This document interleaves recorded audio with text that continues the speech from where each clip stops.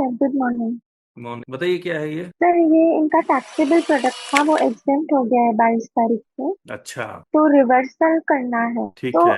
Raw material और packing material पे ही आएगा ना? वो मैंने वर्कआउट किया है। किस पे आएगा? इन इनका जो फिनिश प्रोडक्ट है ना, वो खाखरा है, तो खाखरा है बिकम एग्जाम। ओके। क्या ये जो खाखरा 0% हो गया क्या? हाँ, करेक्ट। पहले 5% था, अभी 0 अच्छा, हो गया। एग्जेम्प्ट हो गया, हाँ। हाँ, करेक्ट। ये जो डिटेल है वो किस डेट का है? ये स्टॉक एज ऑन 21 सितंबर का है। ओके। और इसको लास्ट परचेज रेट इससे रिलेटेड इनवॉइस निकालिए आप। ओके। नहीं नहीं, ये है क्या? ये फिनिश प्रोडक्ट है? नहीं नहीं, ये कैलकुलेशन गड़बड़ है। वर्मा नहीं जी। नहीं, ये ऐसे होगा ही नहीं। मैं आपको दिखलाता हूँ लॉ। अच्छा देखिए, ये कैलकुलेशन देखिए, बताता हूँ कैसे होता है। 18(4) है, where any registered person who has availed of ITC where the goods or services or both supplied by him become wholly exempt, taxable supply exempt supply बन जाता है। तो अब वो क्या रिवर्स करना, देखिए, he shall pay an amount by way of debit in the electronic credit ledger और इलेक्ट्रॉनिक कैश लेजर। तो रिवर्सल कैश से भी हो सकता है, आईटीसी से भी हो सकता है। इक्विवेलेंट टू द, अब देखो कैलकुलेशन करना पड़ेगा क्योंकि मैन्युफैक्चरिंग में है। Equivalent to the credit of जिनल, ये मैन्युफैक्चरिंग में है। यस, मैन्युफैक्चरिंग में।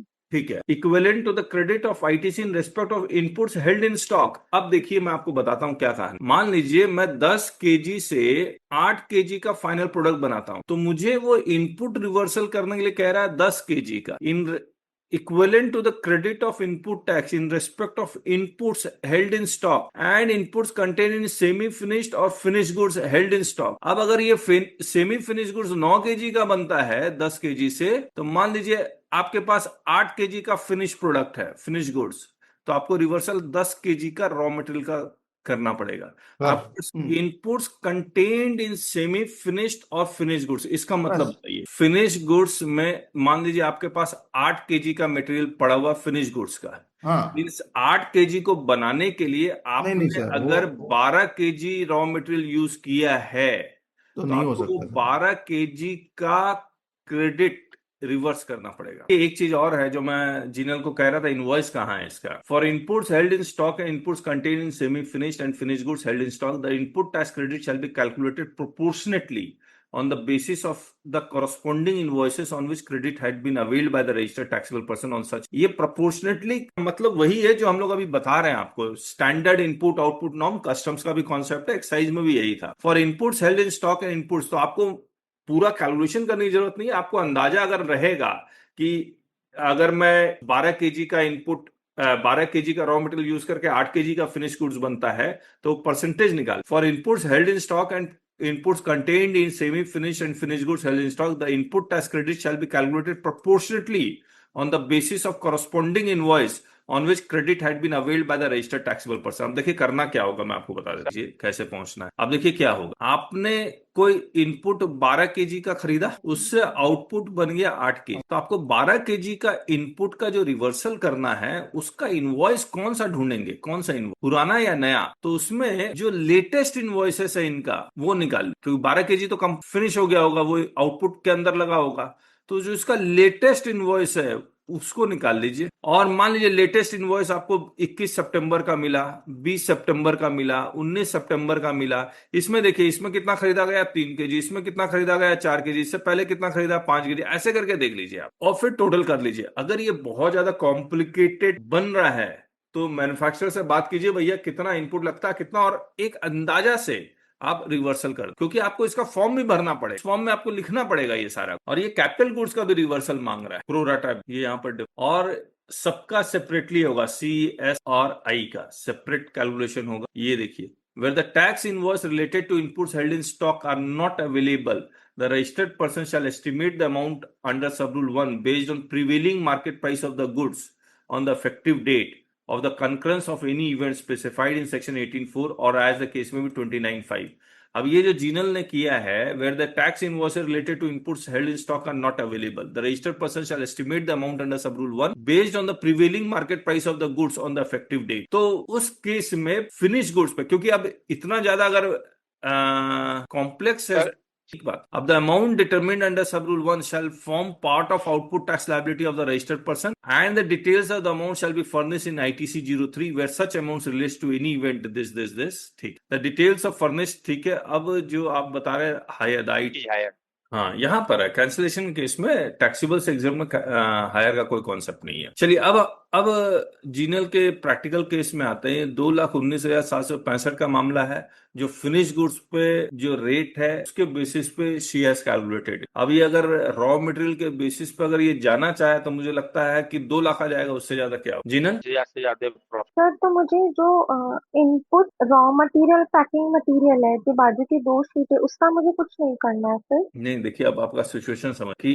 आपने फिनिश गुड्स का लास्ट रेट लगा के आईटीसी कैलकुलेट कर लिया, यानी कि आउटपुट टैक्स का रिवर्सल आप कर रही है, करेक्ट है ना? हाँ ये पूरा कैलकुलेशन तो आउटपुट टैक्स का है और उसी का आप रिवर्सल कर रही है, इसका मतलब ज्यादा रिवर्सल हो रहा है। हाँ अगर कम भी होता है तो, और अच्छा एक चीज और, ये जितने भी प्रोडक्ट बना रहे हैं सारे एग्जाम्प्ट हो गए या कुछ एग्जाम्प्ट है कुछ टैक्सेबल है? सर, इनका है ना, अलग अलग डिविजन्स है। One of the division is Khakhra, so only this division is exempted. दे नहीं, डील इन अगेन अदर। आप जीनल जीनल डिवीजन का मतलब क्या हाँ, है? एक सेपरेट कंपनी बनी हुई है? नहीं नहीं, एक ही कंपनी है, मतलब अब बाकी इसका प्रोडक्ट्स की। एक मिनट, एक अगर एक ही कंपनी है तो they are supplying both taxable and exempt supply, correct correct sir, दोनों है। है हाँ ना? दोनों ही है ना? हाँ करेक्ट हाँ। अब अगर आप इसके बैक कैलकुलेशन करती हैं तो ये 2,19,765 से मैक्सिमम 2 लाख हो जाएगा या 1,80,000, यानी कि प्लस माइनस 40,000 का या माइनस 20,000 का फर्क पड़ेगा, उससे ज्यादा का फर्क नहीं पड़ने वाला। ओके आप ही बताइए, जब आप इसमें जो रॉ मटेरियल आपने खरीदा होगा वो रॉ मटेरियल टैक्सेबल सप्लाई था या एग्जाम सप्लाई था? कुछ सर, है ना कुछ तो बाजू में शीट। कुछ तो एग्जाम शीट सप्लाई रहा ही होगा। हाँ है सर, अब बात दो वो लाख शीट। उन्नीस अब वो एग्जैक्ट कैलकुलेशन करने के लिए अब मान लीजिए आपको 10 घंटे लगते हैं, तो वेदर इट इज वर्थ और not, you see it and do the calculation. अगर अगर 219 पे भी अगर वापस कर देती हैं तो आप एक्सेस मतलब ज्यादा वापस कर रही हैं, विभाग कभी नोटिस ठीक बात है। हाँ कम होगा तो नोटिस ये चांस। तो अगर आप वो देख लीजिए, इसमें कैपिटल गुड्स को और ऐड कर। लेबर से बनता होगा, कैपिटल गुड्स कहाँ हो, ये कुछ खाकरा मशीनें सारा रखे होंगे लेबर से सर, बनता प्रोसेस होगा। 5 साल पुरानी मशीन है तो उसकी भी जरूरत नहीं। पूछा ही नहीं होगा, जिनल ने पूछा है आप? सर, नहीं है उनका मशीनरी से रिलेटेड, हाँ, पूछा मशीन था। नहीं है, ठीक बात है। हाँ, हाँ, चलिए कर। तो ITC 03 फिल करना पड़ेगा ना मुझे? अब ITC 03 और कैसे फिल करेंगे आप? वो कैसे फिनिश होगा? आप सीधे inputs contain in finish goods में सारा डाल दीजिएगा सारा। ओके, और आपके पास कोई रॉ मटेरियल नहीं पड़ा हुआ है? है ना सर, रॉ मटेरियल भी है, वो भी भेजा है मैंने, स्टॉक का लिस्ट, और पैकिंग मटेरियल भी है। कहाँ भेजा है वो? सर, वो एक्सेल शीट डाउनलोड करेंगे तो उसमें 3 शीट्स है टोटल। अच्छा, ओके। तो ये मेरा वही क्वेरी था कि ये बाकी रॉ दो का मटेरियल कुछ। है। रॉ मटेरियल कितना का? 5,098 खास पैकिंग मटेरियल कितना है? 10,000 है वैल्यू, GST अमाउंट 5,000। हाँ, तो जीएसटी अमाउंट ही तो रिवर्स करना है। पैकिंग मटेरियल 1,52,000, ये तो ठीक है। और फिनिश गुड्स ये ठीक है, आपको समझ में आई गया। फिनिश गुड्स का हाँ रिवर्सल नहीं होता, inputs contained in finish goods उसका रिवर्सल होगा। तो इसका इनपुट्स अगर आप निकाल लेती हैं कि हाँ एक बाजरी मेथी खाकरा बनाने के लिए ये जो इतने सारे रॉ मटेरियल लगे, अमचूर, अक्की, हींग, चना दाल, ये वगैरह वगैरह, 0% वाला तो हटा ही देना, 5-5% वाला भी अगर आप देखेंगी तो वो मैन्युफैक्चरर जो है ना, आपसे वो पूछ लीजिए कि कितना अमचूर लगता है, क्या है एक पैकेट बनाने, उसको अंदाजा लग हाँ, जाएगा। मतलब निकालना है मुझे पहले, एंड देन वो इंग्रेडिएंट्स का जो GST रेट होगा वो रिवर्स करना है, करेक्ट? करेक्ट, सब तो 5% वाला है इसमें। जो आप सबसे पहले इसका क्या कीजिए, सबसे ज्यादा किस में आ रहा है? 1196, क्या है ये? जीरा। तो सबसे ज्यादा जीरा लगता है क्या? ओट, जीरा और ओट जो आपने कॉस्टिंग में अभी कोई इतना जीरा नहीं कॉन्सेप्ट है? लगता है। पता नहीं, मैं तो ऐसे ही बोल रहा हूँ। हाँ, तो एकदम हाँ, मुझे सारा तो, होता है अरे खाकरा में। राजेश जी, मुझे खाकरा थोड़ी बनाना है, रुक रुक अरे यार। मैं ये कह रहा हूं कि कॉस्टिंग में कॉन्सेप्ट है कि कौन सा कॉन्सेप्ट है कि जो सबसे रॉ मटेरियल जिसका कॉस्ट सबसे ज्यादा है, सबसे पहले उसको कंसंट्रेट करो। कौन? एबीसी एनालिसिस, यस, वो लगाइए एबीसी। ज्यादा फर्क नहीं पड़े। मैं आपको एक बार फॉर्म दिखला देता हूँ ताकि समझ में आ जाए आपको फॉर्म कर। बहुत एक्यूरेट करने की कोशिश मत करना, वरना आप कर ही नहीं पाओगे। हाँ, ज्यादा दिमाग लगाओगे तो दिक्कत हो। फिर दोबारा सबसे लेना पड़ेगा इसका। हाँ, फीस आनी नहीं है उतनी। क्या देखिए, पता इनपुट्स चलता हेल्ड इन स्टॉक, ये देखिए कितना डिटेल मांग रहा है, invoice, bill number, date, description. पागल हो है। जाएगा लोग। In case it is, if it is not feasible to identify the invoice, the principle of first in first out में भी फॉलोड, जो मैं बता चुका। If invoice is not available for certain inputs, the value shall be estimate based on prevailing market price, 2 में लिखा हुआ है। अब आप फॉर्म भरते वक्त देख लीजिए, यहाँ पर स्टार बना हुआ है, स्टार इसके लिए बना होना चाहिए, इसके लिए। तो इनवॉइस इनवॉइस का कॉलम उठा के डिलीट मारिए, जितना ज्यादा रिवर्सल कीजिए, क्योंकि ये फॉर्म भरना, ये सब करना 20-25 घंटे का काम है, ये टोटल, समझ गए? सर कितना दिन तक भरना है sir?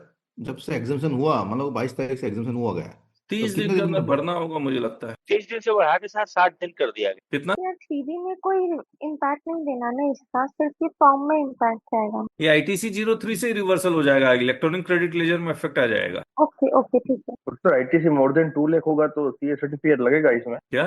Details furnished in account service shall be duly certified by practicing chartered accountant और cost accountant. Oh no, where the invoice related to the inputs held in stock are not available, the registered person shall estimate the amount based on prevailing market price of the goods on the effective date of the occurrence of any events. लीजिए, ये तो मेहनत करवाएगा। इसका मतलब क्या करते हैं, और इसमें ये CA सर्टिफिकेट में कोई अमाउंट भी नहीं लिखा हुआ है। मतलब 2 रुपया का भी रिवर्सल करना हो तो CA की सर्टिफिकेट चाहिए, और CA आप लोग भी 10-15 हजार रुपया तो ले ही लेंगे लिमिट है सर्टिफिकेट के सर, नाम पर। 2-5 लाख रुपए की लिमिट है सर उसमें, वो 2-5 लाख तो रुपए की लिमिट है सर। वो तो रिफंड वाले में, इसमें भी है सर। इसमें भी है। हाँ, देखता हूँ GST मैजिक खुलता है। My goods became taxable supply to exempt supply from 22 September 2025। I do not have invoices to compute reversal of ITC। What procedure need to be follow. ये लिख रहा है, you may need to obtain certification from chartered accountant और cost accountant if the tax authorities request verification of your calculation. और इसमें क्या लिख रहा है, ड्यूली सर्टिफाइड। ऐसा तो नहीं है कि मांगेगा तब देना है। 18/4 when invoices are not available you need to estimate the value based on prevailing market price। FIFO for capital goods, ठीक है। ITC 03 फिल करना है। Amount of ITC claimed and to be reversed, ये भी है। अमाउंट ऑफ ITC claimed इसके लिए लिखा होगा सर ये कैपिटल, अगर वो 5 साल के अंदर है तो कितना आप वापस कर। अच्छा देखिए, inputs held in stock where invoice is available, where invoice is available, inputs held in stock and as contained in semi finished or finished goods held in stock where invoice is not available, where invoice is not available। अब मैं आपको बताऊं क्या कीजिए आप लोग, इसमें ये बताया नहीं इसने कितने दिन के अंदर ITC 03 भरना होगा। तो देख के time limit, date of filing of ITC 03 immediately ना हो बस। Time limit. अब इनवॉइस अवेलेबल है, फिर भी मैं ज्यादा क्रेडिट रिवर्सल कर रहा हूँ। वो तो कैलकुलेशन मांगने लगेगा तो आपको फिर दौड़ाएगा वो। और अगर CA की सर्टिफिकेट लगाते हैं तो और परेशानी कि भैया इनवॉइस अवेलेबल नहीं, आपने क्रेडिट कैसे क्लेम कर लिया। समझ रहे हैं आप? नहीं, मैं ये कह रहा हूँ, ये यहाँ लिखते हैं invoice available but not identifiable, ये लैंग्वेज ठीक थी, लेकिन इनवॉइस ही अवेलेबल नहीं है तो शुरुआत में आपने क्रेडिट कैसे क्लेम कर लिया। Last date of ITC depends on specific scenario for form ITC 03 is a declaration for intimation of ITC reversal. अच्छा, 30 डेज है सर, देखिए नीचे दिया ना। One transition from regular to composition तो 30 दिन। मैंने registered person registration is cancelled, वो नहीं दिया। Taxable becomes exemption. Last date filing नहीं लिखा हुआ है, 44/4। नहीं, इस पे एक बार डिस्कशन कर लीजिए कि इनवॉइस नॉट अवेलेबल तो बहुत रिस्की लग रहा है जी। वो ट्रांजिशन में एक्साइज के इनवॉइस में भी नॉट अवेलेबल, कोई बात नहीं, लेकिन हाँ। GST में आपको सेक्शन 16 सबसेक्शन 2 में इनवॉइस नहीं रहेगा तो आप क्रेडिट कैसे क्लेम कर लिया। दूसरा, अगर ये डिक्लेरेशन है तो क्या इसके बेसिस पे क्रेडिट रिवर्सल होगा कि 3B से करना पड़ेगा। नहीं आई क्लेम। क्लैरिटी नहीं आ। जिनल, हाँ सर। एक बार भरो, हम लोग को भी फिर बताओ क्या हुआ है। ठीक है सर। कैसे भरोगे, इनवॉइस अवेलेबल या नॉट अवेलेबल? सर अगर CA सर्टिफाइड है तो फिर हमको तो इनवॉइस अवेलेबल में ही डालना पड़ेगा ना, हम कैसे नॉट अवेलेबल में डालें? अवेलेबल में ही डालना, नॉट अवेलेबल में मत डालना। हाँ।